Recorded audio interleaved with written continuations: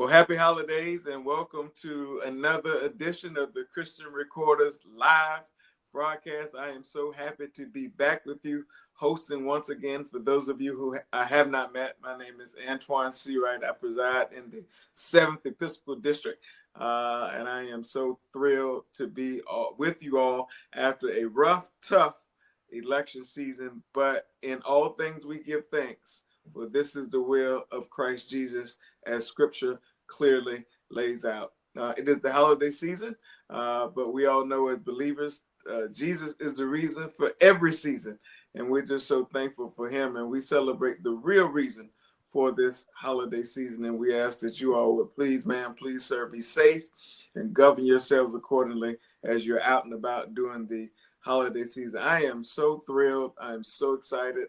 I am so blessed to have a dear friend who I now consider a dear brother from another mother. He is no stranger to the national scene because he has earned his right to be on the scene to talk specifically about the issues that matter to him, but more importantly, an issue that matters to all of us. I am speaking to and talking about none other than the CEO of the National Association of Social Workers, Dr. Anthony Estreet, who I had the privilege of being with earlier this summer at the Democratic National Committee. And when I would tell you that it was a God-ordained moment, it was truly a God-ordained moment. Doc, it's so good to have you live with us on the Christian Recorder. Well, thank you, Antjuan. It is so good to be on here and again, be back in community with you. I think that, as you said, our initial meeting was at the DNC and we made some beautiful, beautiful noise together. And so, happy to be here, happy to share my thoughts and really, create opportunities for greater collaboration.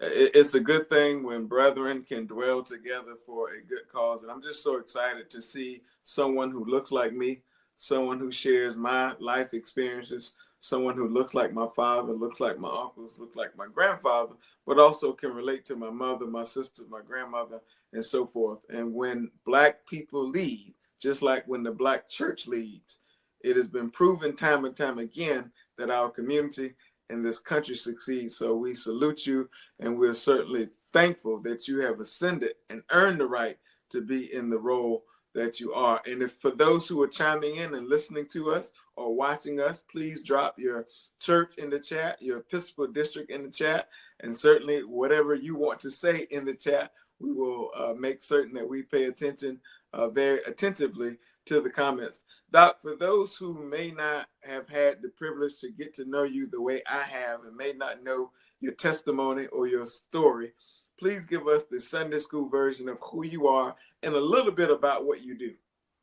Yeah, and so I am the CEO of the National Association of Social Workers, but I'm also a father, a husband, a brother, a son, and really, somebody that has, rose to this position with all of the life experiences that has brought me here. So grew up in a military family, traveling all about, certainly, deep ties to the Black church and the Black community, and really, had the opportunity to experience every facet of life. I think that, some of my most, challenging moments were certainly those that came in undergrad and really during those college where you really start to understand who you are as a person, but really get to start to develop your own identity. And so, I am a member of Alpha Phi Alpha Fraternity Incorporated. I've had the privilege of mentoring other young Black men. And now I'm in this role where I get to impact and influence policy that not only influences social workers, but also the Black community. I think for me, that has been one of the most exciting moments of my career, but also some of the most humbling moments of my career, because you really start to understand and see, the impact of policy, the impact of the work that we do on a larger scale. It's one thing to engage in mental health therapy as a clinician, because that's more of a one-on-one kind of interaction, but really to see how this work of social work and advocacy on a larger level impacts the community of both those that benefit from those policies, but also those that may be impacted negatively by those policies. And I think that is a very humbling space to be in, because it really does help you to understand and really think about where we are and how we see policy going forward.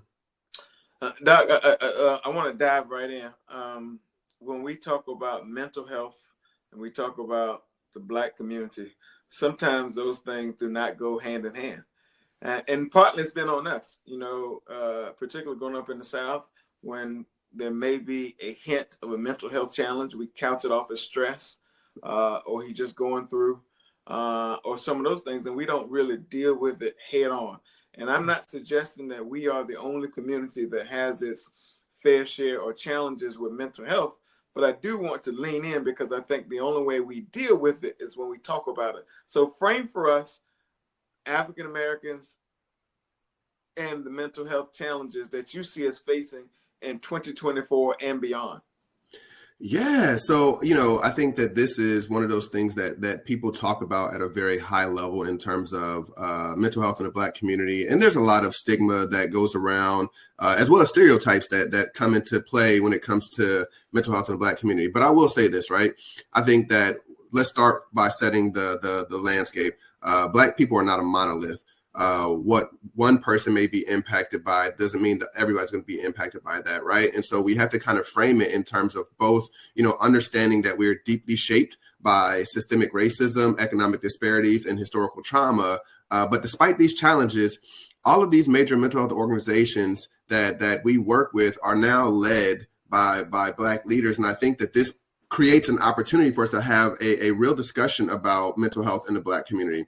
I think that as we talk about where we are with increased stress, increased anxiety, increased uncertainty around what's going to happen in the Black community, who's going to be impacted, we have to look at it from this lens of intersectionality, right? And so Black men, Black women, Black youth, the different communities that are in the Black diaspora, we really have to understand like what mental health looks like for them. So for me, it really does create an opportunity to have a lot of different conversations around how mental health shows up, but not only from a deficit standpoint of, these are the challenges of the Black community and mental health, but also what are some of the resilient factors that really show up in the Black community, right? And so one of the things that I lean on heavily is community, right? One of the saving graces, and I think one of the strengths of the Black community is community in and of itself, right? The way that we show up for each other in times of struggle, in times of need, and really in times of opportunity to really address the issue. The other part of it too is, despite, the stereotype that Black people don't seek therapy, I do think that Black people seek therapy. They may not seek it in traditional ways as going into an office and sitting down in a couch, but they certainly take care of it in terms of talking to each other at the barbershop, talking to each other at the salon, talking to each other at churches. And so when people say Black people don't seek therapy, I think the challenging part for me is like, where are those therapists actually looking for Black people to engage in this space, right? And coming out of the traditional standpoint of coming into my office and sitting down in a chair and making sure that therapists are going out in the community and really addressing this from a person and environment kind of perspective. Doc, feeding on that, do we have enough Black therapists out there that can relate to Black Americans as we continue to be a growing population in this country? No, I think there's a shortage, and there's a shortage. Let's couch this. There's a shortage overall in terms of mental health, but when it comes to clinicians of color, there's definitely a shortage. I think for me, from the standpoint of the National Association, I get to brag a little bit because when we talk about clinicians of color, we have the highest rate of clinicians of color in the U.S., right? Among health professionals, we have about 22%. At the same time, I'm really cognizant that number is really low and we need to do better, right? And so when we think about, the American Psychological Association, the American Psychiatric Association, and other organizations like that, their numbers are lower than where we are. So when we talk about, are there enough clinicians to provide services that are going to meet the needs of the Black community, I would say, unequivocally, no. We have to do better with that and increasing the workforce and access for Black people to engage in this work. I think one of the hugest issues that have been impacting us now is just this idea of, one, how do we access higher education? And two, how do we pay for it? So if you look at the student loan debt, it is exorbitant, and particularly among those in the Black community that are trying to access higher education and really get into this space around how do we engage in mental health. Doc, the Christian Recorder is the oldest African-American publication on record, housed under the African-American Episcopal Church. I'm fifth generation AME. My uncle is one of the bishops of our church, the 133rd elected and consecrated bishop of our church. And so I know a little bit about the Christian experience just from my own perspective.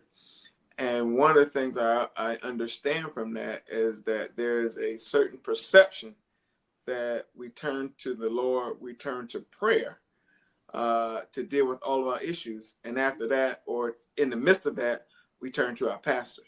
Now, every pastor is not a licensed therapist. Every pastor is not clinically trained to deal with the stresses and presses that are sometimes pushed on them. And so when we talk about mental health, we talk about therapy, we talk about therapists, help us understand why it's okay to have Jesus, your pastor, and a therapist too. I think that's a great question. And for a lot of different reasons, right? Because for me, right, and I'll talk about it again from that person and environment kind of perspective, I think that there's a variety of ways to address mental health and really to have these conversations, right? And so within the Black community, there is this connection to the Black church and really spirituality. And I think that, for a lot of people, there's a need for both spirituality, the church, but also, having a therapist. And really, I think the beautiful thing about it is that it creates an opportunity for community, for people to engage in church, but to also really connect with their pastor and a therapist. And I love the fact that so many people now, we're seeing a movement where therapists are also, becoming very connected to the church and really, using their connection of spirituality and religion in their therapy practice, right? And I think that creates an opportunity for people to both understand the challenges, well, not really challenges, but the opportunities for engaging in both. I will say that, from my perspective, and really just thinking about it from a faith perspective, right? I have to believe that, growing up in the church, certainly we talked about, prayer, we talked about leaning on the church, we talked about leaning on community. But at the same time, understanding that, as a person of faith, I also have to believe that the Lord provides. And in that, the Lord provides us opportunities to see a therapist to address any of those concerns that we have, right? It's not you're going against faith by seeing a therapist. It's actually you're leaning into that faith, because when you pray or when you ask for prayers to deal with this stress or to deal with this depression, I don't think the answer is going to fall right into your lap, but I do believe that opportunities will present themselves for you to address that stress, to address that anxiety, to address that depression. And that will be, or could be, in the form of your pastor and or a therapist, or the collaboration of both, right? Because I do think that on the one hand, people are going to always depend on the church, are always going to connect with their pastor to understand the spiritual aspects of things. At the same time, I think that they can also work with a therapist to understand, like, how do we deal with the day-to-day stress, right? Because at the same time, a large majority of people go to church on Sunday, and that is their typical routine, right? What does that do for the other 6 days of the week, right? When we're experiencing, stress from our job, stress from our family, stress from the world, right? And I think that we have to have other outlets, and not just that one time or just these one instances where we go to refill our cups. We have to have other opportunities, right? And for me, some of that may be certainly talking to my family, certainly talking to, my pastor, certainly talking to, a therapist, but also just engaging in community. I think one of the things that when we look at the mental health landscape, we have to both talk about those issues that impact us individually, but then those issues that impact us as a community, right? And so when you started the opening, I think that you talked about, just the election. There were so many people that had feelings about the election, both before, during, and after the election, right? And I think that those are things that impact us as a community that we can talk about outside of church and outside of a typical therapy session. That's how we build community, and that's how we really start to normalize some of the feelings that we have. There's so many people that I talked to that were like, oh my goodness, what are we going to do? And there was this heightened sense of fear and anxiety, right? But when you talk about it, it starts to normalize. Hey, I'm not the only one feeling this, and I'm not, abnormal for thinking about what this is going to look like, or I have this fear that is so far-fetched that nobody else believes me, right? No, it starts to normalize that people are scared about what the future looks like, but also that there's a lot of strength in community for being able to prepare for what this looks like. This isn't the first time that we've worked within this administration, and it's not the first time that we've had situations where election did not go our way. At the same time, what does resilience look like in the Black community? What does resilience look like in the church? And I think that there's a lot of opportunities for that, both in the church, but also, within that context of therapy. I said to a reporter a couple of days ago, Doc, we lost our election. We didn't lose a purpose. And our purpose as Black Americans is still on track to make our community, the country, and the Constitution better than it was for our children and grandchildren, than it was for our parents and grandparents. But leaning in on one tenet that you mentioned, one consistent tenet that you mentioned, and we're here because of it, and that's the Black church. The Black church is always and will continue to be viewed as the nerve center for our community.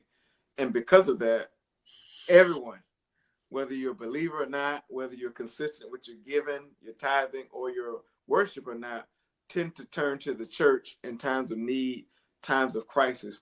Talk about the role that the Black church can play, or that plays, in helping to shape and mature the conversation around mental health and the impact on parishioners within, or constituencies within, the Black community.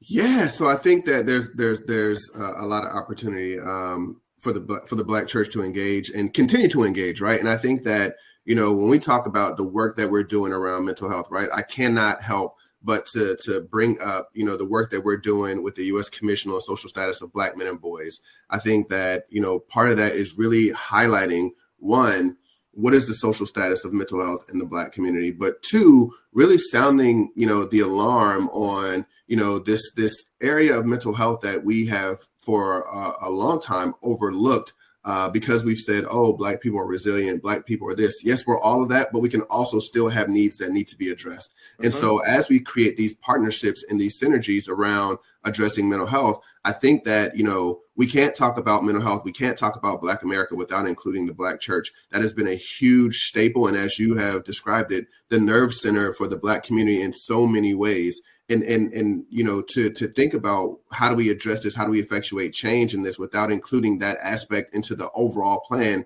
would just be a missed opportunity. And so for me, it really does think about how do we talk about this larger issue of mental health in the Black community, while also really thinking about who are those key players or key organizations that need to be a part of it, right? And so it's going to be the Black church, it's going to be the mental health organization, it's going to be anybody that comes in contact with the Black community that has influence in really talking about this issue. I think about growing up or spending summers with my family and my cousins in North Carolina when I was younger. Certainly, to your point, we saw mental health in a lot of different ways, but we never really talked about it. It was always like, oh, that person was a little touched, or a little off, right? We had these kind of colloquial sayings that we kind of knew what was going on, but didn't really call it, mental health, or didn't really understand it as mental health, right? But now, we have these ways of talking about it. And so I do think that, as we talk about the Black church being the nerve center, I do think there's opportunities for collaboration, and one, providing more education around what is the language around mental health, right? Are we talking about depression? Are we talking about anxiety? Are we talking about stress? What are those symptoms, and how do they look like, and how do they show up in our space, right? One of the things that I think that a lot of people started to see, especially during the pandemic, is that there are a lot more people that are impacted by mental health than what we care to believe, right? On social media, you saw all the time, this is what I'm feeling, this is what I'm experiencing. Where are all the therapists at? I think they've been here, right? I think that the challenge becomes people are now starting to have the language to really talk about what's going on, as opposed to previously, when we didn't have the language, we had the behaviors, we had the emotions, but we did not know how to put that into words. And so, I'll use Black men as an example, right? We have been the patriarchs of our family. We have had the burden of being the provider, or not even the burden. I think we've had the responsibility of being the provider, right? At that same time, if you ask a Black man what's going on and how he's doing, he will tell you he's fine. Despite everything that's going on in his life and all the stresses, he will always present as fine, right? But now, right, we're starting to see more Black men talking about, I'm stressed.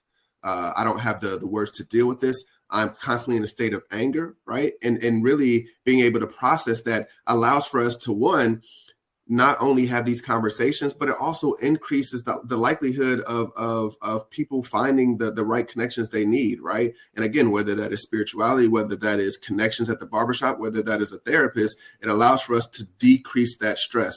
Life expectancy among Black men is certainly different when compared to other groups, because there's a lot of stress that we take on and internalize, and that can lead to other health challenges, right? And so I do think that there's a great opportunity for the Black church to create spaces for collaborations that I can tell you right now that therapists may not be able to set up. You have a therapist to say, oh, come to this group to talk about mental health. A lot of people may not show up, or they may feel indifferent about it because of just the stigma that has existed within the Black community. But you take a Black church and you say, hey, come to this community fair, and we'll also have mental health therapists there. You'll probably get a lot more people that are going to come and engage, because it's also been, certainly signed off on by the Black church, or it creates a greater opportunity for collaboration.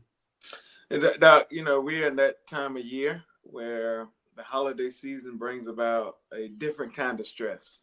Whether it's the stress of missing a loved one because they've transitioned from labor to reward, whether it's just the pressure of trying to find gifts, or whether it's loneliness, the holidays always presents a series of challenges. And we also know that suicide rates increase this time of year. And we also know, just in general, suicide rates among African Americans have increased over the past 2 years. How do we deal with that, and what do you say to that? Well, I would first say, to anybody, if you are feeling, like you are thinking about suicide, or you have suicidal thoughts, please certainly reach out to 988, or certainly contact your nearest ER. I think that is one of the biggest things that we have to deal with. One is, talking about what happens when these thoughts come about, but two, also how to deal with them, right? I think that there's a ongoing stigma that if I have suicidal thoughts, or if I've ever thought about suicide, that somehow I'm crazy. In the Black community, suicide really wasn't something that we talked about, right? It wasn't something that was on, our radar to a large degree. And now we're seeing increases in suicide among, Black youth. And this has become a place where we have sound the alarm, and we need to continue to have different conversations. I think that, one, the holiday season certainly increases feelings. And I say feelings in a general sense because, those feelings could be very joyous. It's the time of the year where people are excited. They are looking forward to family. They're looking forward to friends, and really, for some, time off from work. At the same time, understanding that the holidays can also bring up feelings of grief, of loss for loved ones that are no longer with us in the flesh, but also really loneliness and isolation. There are a lot of people out there that may not have or may not be connected to their birth family. There are people out there that may not have any of their family remaining, and that creates a lot of feelings of isolation, loneliness, guilt, and shame. And I think that we have to have these conversations. Oftentimes, there was a misnomer before that if you talk about suicide, it's likely to increase people engaging in suicide or suicidal behaviors. And that's just not true. I think that, one, this goes into a heightened space of, creating education around suicide, but also resources for when we're feeling bad and having these strong feelings. I think the other part of it, too, is really creating safe spaces for people to express themselves, right? we don't want to create spaces where somebody tells us, hey, I'm feeling a certain way during the season. And we say, oh, just pray it away, or, oh, you'll be fine, just push through it, right? No, we want to create a space where we are open to those feelings. We are open to having conversations. We're creating opportunities for dialogue for people to, one, talk about what they're feeling and how these feelings create other thoughts and opportunities for just engaging in this conversation. For me, I think that the holidays are extremely difficult for a lot of people, and really, I would tell people to give themselves grace, right? Oftentimes, Christmas and other holidays are, the rush to fulfill everybody's gift list, right? And I think, just the economic pressures that are happening right now, the economy is in a space where everything is more expensive. Give yourself grace. If you don't got it, don't try to get it. Don't put yourself in debt for, that one little toy or that one little trinket. I think that people are in a much more understanding space. And I think that we have to get into this opportunity for people to talk about that. Sometimes we live up to the hype of the holiday season, trying to provide for everybody, when the reality of the situation is sometimes we just want to finish in a nice, calm space. And I think that's okay. And I think that we need to start normalizing that. Sometimes we just finish calm. We give ourselves grace, and we certainly have conversations with family. For me, the holiday season is about spending time with family and friends and just really reconnecting to have a space of rest. And I think for me, that's enough, right? But I think really understanding what that means to different people and how we can have these conversations and create opportunities for safe space to talk about it. Again, really thinking about how do we decrease the feelings that come with the holidays? So depression, anxiety, stress, but also really thinking about those that could possibly have suicidal thoughts or engage in suicidal behaviors. What are those resources out there? Because I do think that the more we put that information out there, the better. I've come across so many people who did not know how much and how many resources were out there for, just unresolved grief and trauma, dealing with suicidal thoughts or ideations, but really just understanding that it's you're not alone in that spaces. There are people out there that have suicidal thoughts and ideations that don't talk about that. And I think creating a opportunity for those conversations will certainly create more opportunities for solutions that we just need to see increasing in the Black community. Not Pastor Doc, you said something about rest. Yes. And I think one of the things in our community we don't talk enough about is taking a break. We just go Power Ranger, new Mighty Morphin Power Ranger, and we just go. And rest and stress go hand in hand. Can you talk about the need, even for our pastors who may be listening and church leaders who are watching, the need to recover? One of my favorite books is Leading on Empty, and how you can't lead effectively if your gas tank is on empty. Can you talk about the translation, the correlation, if you will, between stress and rest and recovery and mental health? Yeah. And so, I think, going to the book that you said, you can't pour from an empty cup, right? And I think that, when we're in this work of faith healers, of dealing with and taking on, some of the most stressful situations from others, like we have to afford ourselves that opportunity for rest. Rest in and of itself is revolutionary, right? So as we're talking about how do we gear up for the upcoming year, or how do we gear up for, continuing this work, it goes hand in hand with rest.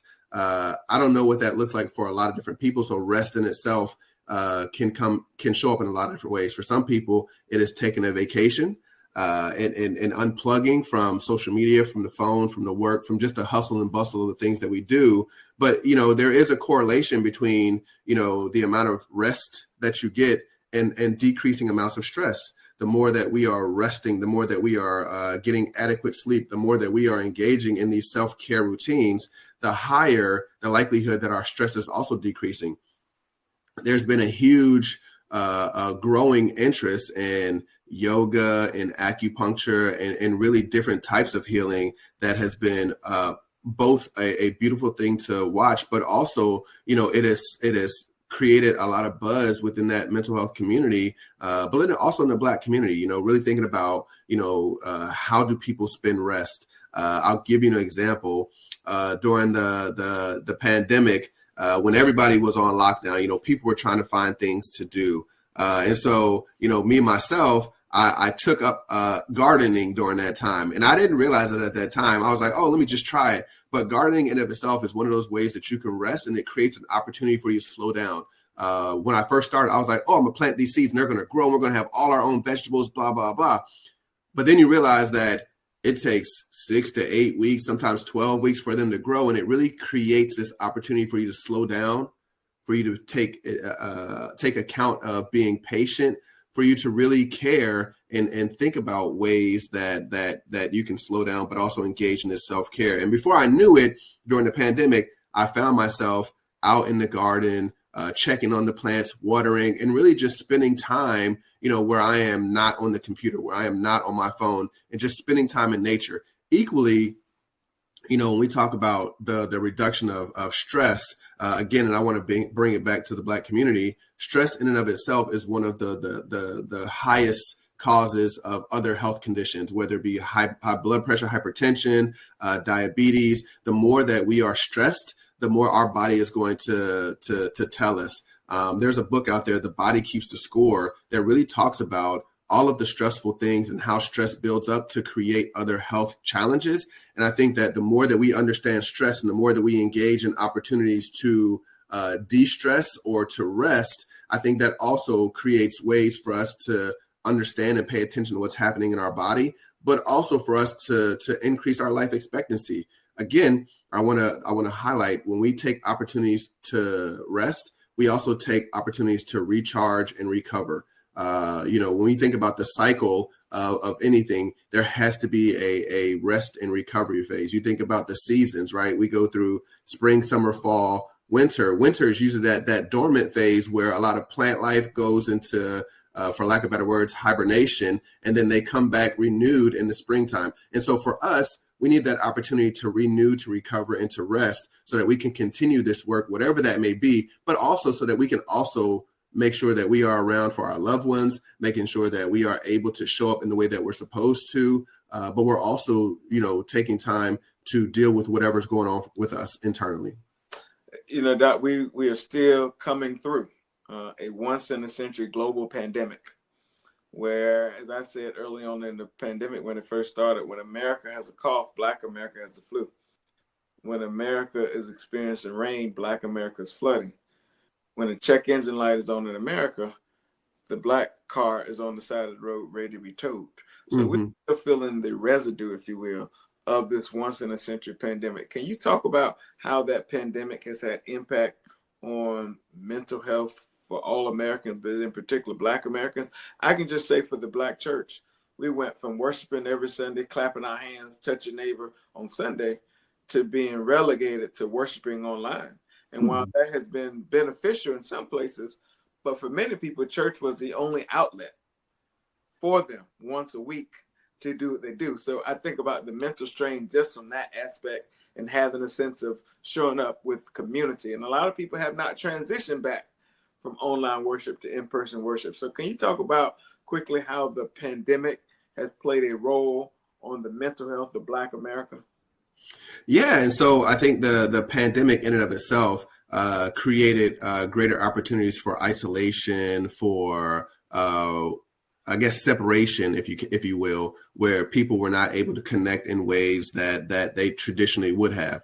I think that created, certainly increases in mental health, and people started understanding that, the need for that social interaction, the need for connecting with community was high across, the globe, but especially in the Black community, right, where one of our traditions is certainly connecting in certain spaces, and church being one of them, right?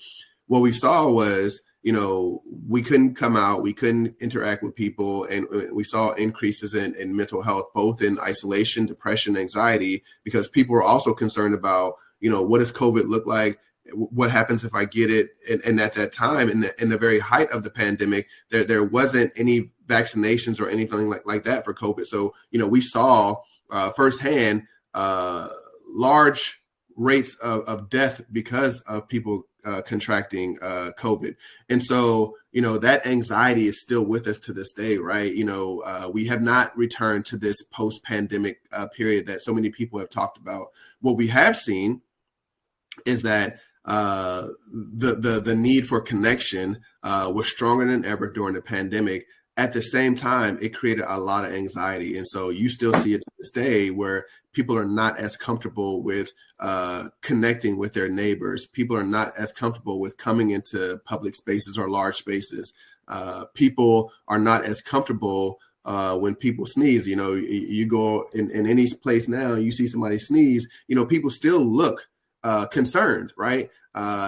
Throw that on top of, we're in this period now where the flu is increasing, pneumonia is increasing, RSV, different respiratory conditions are increasing, and it creates an opportunity for people to, just have a larger disconnect. I think that the pandemic itself created this increase, and again, I want to point back out to social media. We saw people asking and talking about, and really asking about where the therapists were, and really talking about what was going on in their feelings. I think the online version of things gave us an opportunity to connect in ways that we may not have been able to before as a result of the pandemic. But at the same time, we now see a heavy reliance on those virtual connections. Me, myself, I'm a person that I love to be in environments where I can connect and socialize with people. At the same time, being in environments where we have to be virtual, I'm less connected in those spaces. We're seeing shifts now where there are schools, churches, a lot of our meetings are becoming virtual, which I think gives us some benefits, but also, right, where is that opportunity for connection, for engaging in community? And so I think that we're still in a space where we're trying to find our footing, but I do think that at the end of the day, there will be a healthy balance between, our reliance on the internet for a lot of our connection, but also still the need for people to connect in ways that are meaningful and in person. Speaking of connecting and speaking of in person, Doc, as we round out this portion of our interview here, what advice, what words of wisdom, what counsel, what direction would you give the Black church, Black people, but the overall global community that we all represent or are very important pieces of as we look towards 2025, the rest of 2024, 2025 and beyond? Yeah, and so I think that, for the larger people, I would say, we're seeing increasing rates of mental health. And the first thing I would say is certainly, it is not a bad thing to see a therapist, and certainly make sure that you find a therapist that fits for you. The other part of it too is you don't have to see a therapist only in moments of crisis. You can see a therapist in times of, you wanted to make sure that you are wellness, right? So when we talk about rest, sometimes rest can look like seeing a therapist to offload some of the things that are on your mind, to have a space where you can talk about some things that you are uncertain about, and really create an opportunity for us to engage more as humans, right? When we boil it down to the core of who we are, right, we have to get into a space where we can have these critical conversations and dialogues. And whether that is in the Black church, whether that is out in the community, whether that's a barbershop, a hair salon, or whatever, like, we have to have these conversations to kind of figure out, one, how we can come together and grow as a community, and two, how can we address this issue of mental health from both addressing concerns of depression, anxiety, and stress, to also strengthening those opportunities for wellness and well-being among the Black community. I think that equally, we have to lean into this idea of mental health as a way to increase our wellness, but also our life expectancies. There's a lot of great information out there that really can guide, what this looks like going forward. At the same time, we have to be open to those conversations, breaking down those stigmas, breaking down those stereotypes that have oftentimes kind of been within the Black community. But what does that look like to overcome those stigmas, really break through those stereotypes and then have these important conversations around what mental health could look like? Really thinking about culturally sensitive care, thinking about increasing access, thinking about, the Black church, continue to be a source of spiritual strength, but also guidance, right? Relying on, certainly the church, but also thinking about what does that look like for collaborations with, modern tools like therapy and mental health education. I think that the collaboration between therapists and the Black church is one that is going to increase going on, because as we start to see more and more challenges from the larger society, we're going to see a heavy reliance on the need for leadership, the need for opportunities for people to engage in conversations around what does the path forward look like, and then how do we continue to foster both healing, resilience, and empowerment in the Black community. I think that we're going to see increase of leaders coming out of grassroots movements, out of community organizing, out of leadership opportunities. But what does that look like to create healing, resilience, and empowerment in the Black community? Doc, it was so good to be with you again. I look forward to doing more of this in 2025. I've already poked around for a few events that you and I are going to do together. I have not told you yet, but we're going to do a lot together, because I don't care what things we pursue as a people, as a nation, as a country, even as an organization, i.e. the Black church, the AME church. If the mental aspect or the mental health is not there, nothing else will work. And so this is foundational, along with our prayer, fasting, worship, and praise to the one and almighty God. And so I want to thank you. I want to thank those who tuned in to join us. Drop your questions in the chat. We will make certain to get to Dr. Anthony to make certain that he can address those that are pressing and that need quick and immediate follow-up. But thanks for tuning in, and we'll see you next time for the Christian Recorder.